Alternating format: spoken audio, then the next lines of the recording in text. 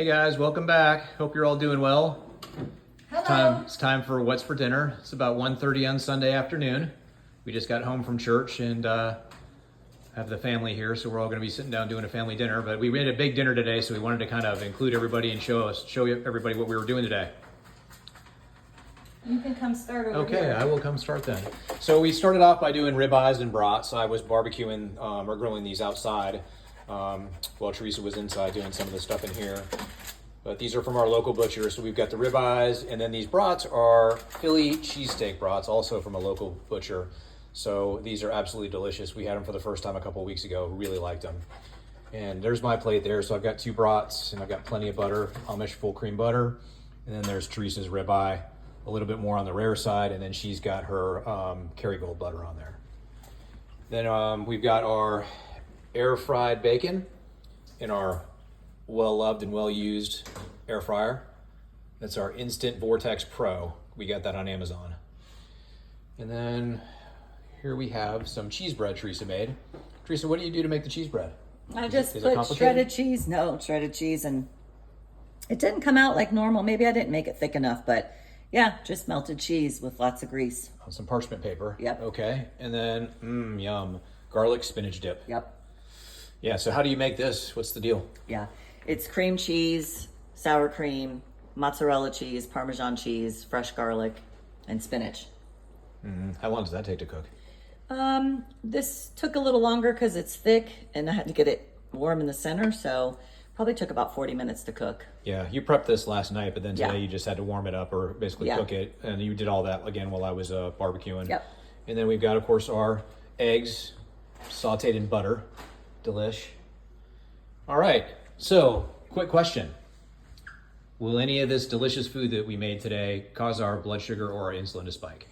It will not. But why is that important? Because other people don't think it's important. So they think you have diabetes, they act like you don't have to change anything you're eating. You have fatty liver, you don't have to change anything. But if you want to reverse disease and prevent disease, then yes, you need to cut back on sugar, which is also carbohydrates. So it's not just cupcakes and cookies. It's mac and cheese, beans, rolls, pasta, bread, all of that. Your cereal, oatmeal, all that kind of stuff in the Yeah. morning, English muffins, toast. Yeah, so sometimes, or I've been seeing these influencers come through my Facebook page, working out and stuff. And so then they're talking about, you got to eat sweet potato and your rice. And rice is very nutrient dense, is what one of them said. And I was like, on what planet? It's only energy density that it has. It's not nutrient density. So we have an overabundance of energy in our food and an underabundance of nutrients. And we have an overabundance on our body that Yeah. you can't tap into for fuel because your body's busy burning the banana that you ate or the oatmeal that you had. Isn't it crazy how now we eat more food than we've ever eaten in human history, but we're starving? Right. We're literally starving because the foods that we're eating are not. They don't have nutrients in them. They have nothing. They're nothing but energy. So carbohydrates and sugar, again, it's just energy. Now fat's energy too, but I would argue fat is a much more efficient use of energy. Well, I've got some fat to still burn. Right. So, I guess I should have said exogenous fat, like Right. fat that you consume. right. So, but yeah, you're right. We got to tap into the fat on storage to burn it. So, a lot of times, and so once I look at one of these influencer trainer people, then I start getting them because Facebook thinks I'm interested. I'm interested just to see what people are saying. But the confusion comes in when they tell you you don't have to give up your cheesecake, you don't have to give up your wine. So their whole model is calories in, calories out. But I would challenge you to think of a 1,200 calorie meal, and I don't know exactly what that would be, but let's just say it was pasta and garlic bread versus 1,200 calories of ribeye and bacon and eggs. That is a completely different hormonal effect after you eat it. The pasta and garlic bread is going to shoot your sugar way up high, and then as soon as you start to come down, you're going to get hungry and have to eat again. 1,200 calories of this food is going to do this to your blood sugar. Well, protein can do a little bit, and if you're type 1 diabetic, a little more, but it will essentially do this so you don't crash and need dessert or need to eat again in 2 hours. So they are trying to get you to spend money on them, and they are not trying to make you change. What they are not addressing is your food addiction, and you have food addiction. I have food addiction. So we chose to indulge. Every year I indulge on the kid's birthday because it's the same month as my birthday. And ever since we did that last Sunday, which I knew this would happen, I have been thinking about it.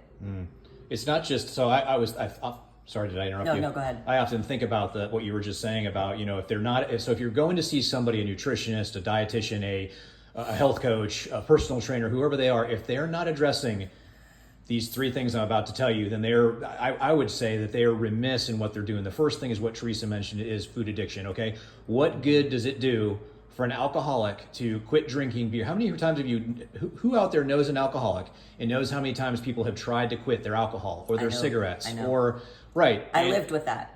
Right. And if you don't address that, you're going to end up going back to it. You're just not as successful when you're going off of something like that. The other thing that we have to talk about is hunger and satiety. Yes. So when we're talking about eating nutrient-dense foods, specifically protein and fat, I don't know if any of you have done this before, but done an experiment where so I'll tell you an experiment I've done. If I go and I eat a gallon of pasta, because that's how much I need to eat in order to be full. So I eat a boatload of pasta, I get full, right?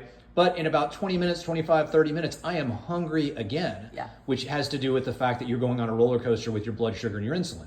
Now, do the same thing. Eat a steak, just a normal size steak, some eggs, some bacon and whatnot. You just hit a block. Like, you're just like, oh my gosh, I'm full, but you're not like, I'm gonna puke full. Full, yeah. Like you're full, and you stay full for a longer period of time. Yeah. And I'm telling you this now, if you are not addressing hunger and satiety, hunger always wins in the end. So you've got these two things, this food addiction and this hunger working against you. And so if you're not addressing those, I would run. Honestly, if you're going to talk to somebody and they're not addressing it, run the other way and find somebody who will talk about it, because otherwise they're remiss. And I just told you we indulged last week for the boys' birthday. So about 3 or 4 times a year, we indulge. One of them is a Christmas party I host here for our neighborhood. I'm going to eat what people are bringing.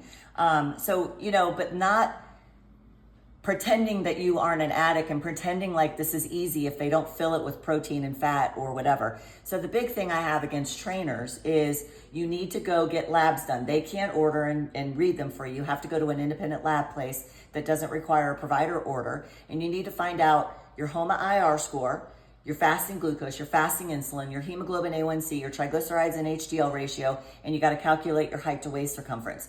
If any of that shows you're even mildly insulin resistant, the plan they put you on includes at least 150 to 200 grams of carbs a day. Most of the ones I've seen, the plans that trainers give their clients, it's 180 or 185 grams of carbs a day. Which the sad part about that is 150, 170, 180 grams of carbs a day is less than a lot of people eat. So what happens is you do get put on on a program like that, and you do lose weight initially. Right. But the trainers weren't, and the reason you're losing weight is because you're lowering your carbohydrate intake, and that therefore you're lowering your insulin, and then you're not storing as much body fat from the food that you're eating. So in essence, the trainer is putting you on a lower carbohydrate diet. They just don't know that they're doing that. But if I right now started to eat 180 grams of carbs, I promise you, going from none, I promise you in no time at all, I would be a pre-diabetic, because I did it. That's the life I lived. They have no idea your metabolic health. And if you are even mildly insulin resistant, you have got to cut your carbohydrates down. They just want to say keto is, call it whatever you want. And if you don't want people freaking out, just say I gave up sugar. They'll be fine with that. But they want to say low carb is unattainable, it's unsustainable, it's dangerous. So you're telling me cutting your sugar and all that stuff down and lowering your insulin and all the risk factors that go along with elevated insulin is bad? And honestly, guys, keto and low carb, if you do it the right way, if you're not going around and eating all these keto-fied foods or doing dirty keto, it doesn't, this is a proper human diet. Yes. This is the diet that we have been eating for generations, over thousands of years. Yeah. So if you're talking about eating this way, you're sticking to the outside of the grocery store aisles, or the perimeter of the store, I should say. You're eating meats, vegetables, limited fruit that are in season, things like that. That's just what we've always been. But we're now being told that all these things that we've been doing for thousands of years are wrong and they're bad for us. And somehow eating Lucky Charms is healthier for you. This is for real, guys. Lucky Charms is healthier than eating steak and eggs for breakfast. It's absolute insanity. That's the Tufts College of Nutrition, they said that. And it was right around the time when Ozempic was first coming into favor, the newest weight loss fad. It's just frustrating. Tell me in the comments what you guys are waiting on. What are you waiting for? What are you waiting for? To get really sick? Are you waiting to get put on your 6th medication? What are you waiting for? Yeah. It's hard, but what are you waiting for? Yeah. And what's the obstacle? And getting started, guys, is the hardest point. Yes. Find a partner, whether it's your husband, boyfriend, girlfriend, friend. kids, doesn't matter. Find a partner to do it with, and then just start doing it. That's the hardest thing to do, is to get started. Yeah, our youngest son, who's sitting over there, Blake, is getting ready to take his personal trainer and health coach test. And I guarantee you he's going to be telling people, he can't, it's not in his scope. He's going to be telling people to get labs before he starts training them, because you want to know. He knows better, yeah, as well. He does. Anyway, guys, all right, so we're up over 10 minutes now. Okay. It's hard to upload this stuff when we get too long. But anyway, tell us what your guys are having for dinner. If you have any questions, shoot them our way. We're here for you. We're your biggest fans, and we love you guys, and God bless you all, and we'll see you next time. Bye. Bye.